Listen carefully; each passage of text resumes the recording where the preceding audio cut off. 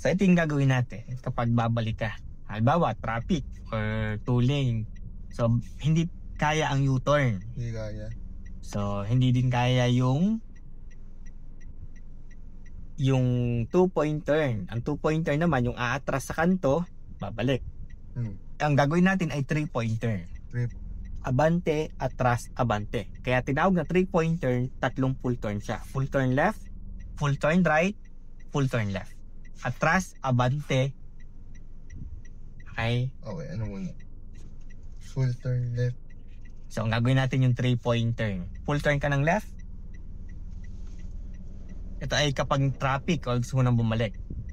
Wala ba sa likod? Wala. Okay, tara. And head check ka dyan sa left. Diretso pa. Harangan mo yung daan. Okay, stop. Then, full turn mo ng right.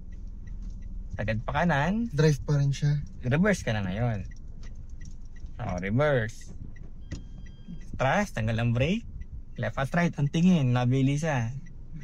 Yan. Itong side mirror na to, itapat mo sa gitnang kalsada. Sige, atras. Tingin ka dito. Tingin sa likod. Sige pa. Okay, stop. Okay, di ba? Tapat na. Full turn mo ng left. Abilis. Drive pa rin. Dadrive mo na ngayon. Tanggal ang brake. Tingin ka dito. Okay, aware ka sa pagbalik ng manubela. 1, 2. Yan ang 3-pointer para makabalik. Ginagamit kapag traffic. 3-pointer. Pag 2-pointer yung ano lang. Ang 2-pointer, full left na drive, full right na reverse. Tapos 3-pointer yun. Ito ang ginawa natin ay 3-pointer. Abante, atras, abante. Ginagamit. Ito madalas na ginagamit kapag traffic. Sana po tayong punta natin pag